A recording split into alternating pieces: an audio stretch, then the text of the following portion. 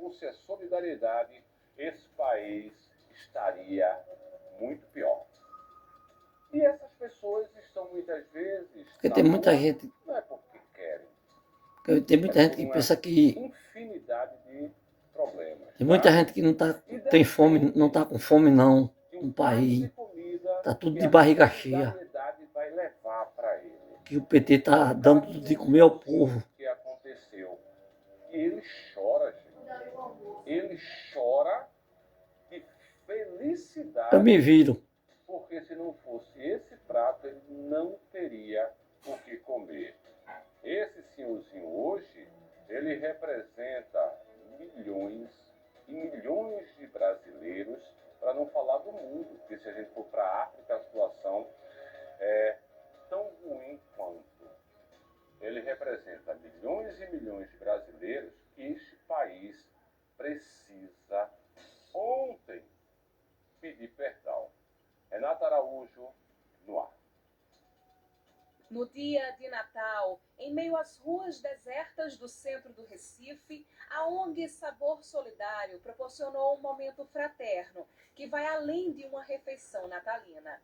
É cuidado, empatia e acolhimento com quem mais precisa. Eu não tenho família, moro com a família, moro só.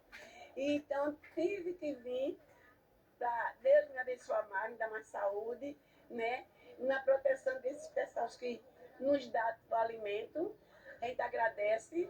A ONG Sabor Solidário existe há 13 anos.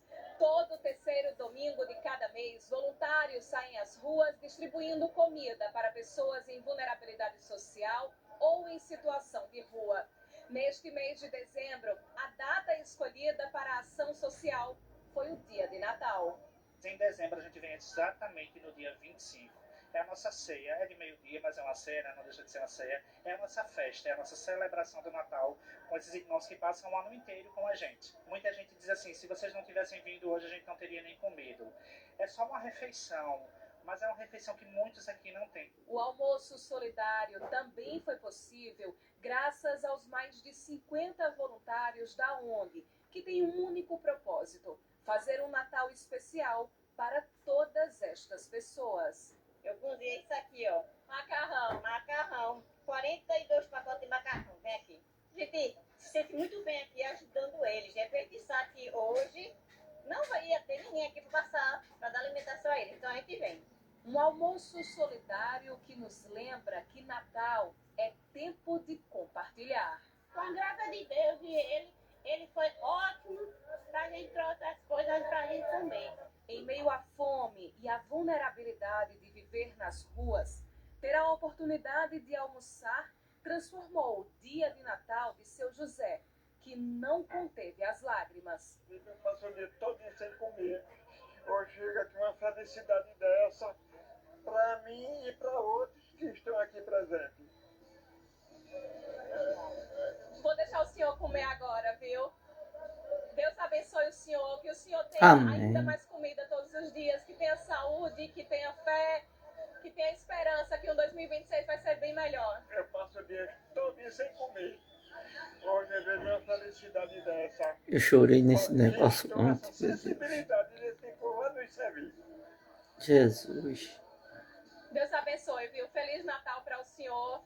É muito difícil a gente ouvir isso, porque graças a Deus a gente tem comida na mesa e muitas vezes a gente nem valoriza. Então, quando a gente escuta de alguém que não tem, desculpa. Chorei na hora dessa música. Desculpa mesmo. Mas é muito forte você ouvir isso. E uma pessoa que não tem comida na mesa. É como eu falei no início do programa, Renata, você não precisa pedir desculpa a ninguém. Absolutamente ninguém, tá certo? Pelo contrário, você demonstra o que milhões de pessoas gostariam que não acontecesse, que é a gente se emocionar porque alguém está passando fome. Tem um poema de um artista espanhol que se chama El Hambre, que é, em português, a fome. E esse poema começa dizendo o seguinte, que Porque a fome é o primeiro dos conhecimentos. Então, quando o bebê nasceu, quando ele sente fome, a primeira coisa que ele está conhecendo, que é a fome, ele chora e a mãe percebe que o bebê está com fome. Ora, se a fome é o primeiro dos conhecimentos, como é que nós conhecemos isso, sabemos disso desde o nascimento, crescemos e a gente não olha para isso? A gente não procura resolver a situação do outro? Muitas pessoas têm dificuldade financeira não é porque não quer trabalhar. Tem tantos outros fatores envolvidos, sabe? Às vezes você olha uma pessoa na rua e só que é um vagabundo. Não, para um pouco, vai conhecer a história dessas pessoas. Para você ter ideia, o Brasil tem hoje cerca aí de 200 milhões de habitantes, né? 200 e alguma coisa. O Brasil, ele produz alimentos para alimentar 600 milhões de pessoas. Ou seja, o triplo. Eu tenho alimento para 3 pessoas e como é que eu faço? Compreende? Então, como disse lá o poeta, a fome ela dói, a fome ela humilha. E eu vou te contar uma história. Eu nunca passei fome, graças a Deus. Sempre tive mesa farta? Não. Tínhamos nossas dificuldades. Às vezes, a costura, né, como a gente chama, a carne e tal. Mas imagina você está em Porto de Galinhas, num restaurante muito bom, e você pede arroz branco, você pede feijão verde, pede vinagrete e pede caranguejo ao coco. Você está ostentando, né? Vida boa, ótima comida para quem gosta de crustáceo, né? Não? Para sobremesa, aí você pega doce de coco com mamão. Maravilha, não é isso?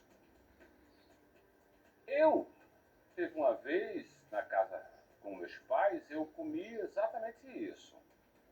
Mas eu, ao contrário de quem está, por exemplo, no restaurante em Porto de Galinhas, eu não tinha esse sentimento de, estou abafando, que coisa maravilhosa. Eu não tinha esse sentimento, certo? Por quê? Porque o arroz tinha em casa, o feijão verde a gente trouxe do sítio do meu avô. O caranguejo, eu e meus irmãos fomos buscar na maré. A gente morava em Maranguape 2, tinha uma maré lá na PE22, nós fomos pescar e pegar o caranguejo. O coco, tinha um pé de coco na casa do meu pai, sempre tinha coco seco. E aí minha mãe fez o caranguejo ao coco, né? O mamão também tinha um pé, então doce de mamão, você sabe que muitas vezes a gente faz com ele verde. Então a gente tinha tudo isso que a pessoa que estava no restaurante em Porto de Galinhas estava tendo. Só que o sentimento dela era de muita satisfação e o nosso era, de certa forma, de humilhação. Porque, como disse o poeta, a fome humilha, a fome dói, a fome, muitas vezes, tira a dignidade de um cidadão. Já que estamos no clima de final de ano, e faz muito a gente refletir, que a gente reflita que a história desse homem não seja mais a história de ninguém, tá bom? A festa da virada do Recife, né?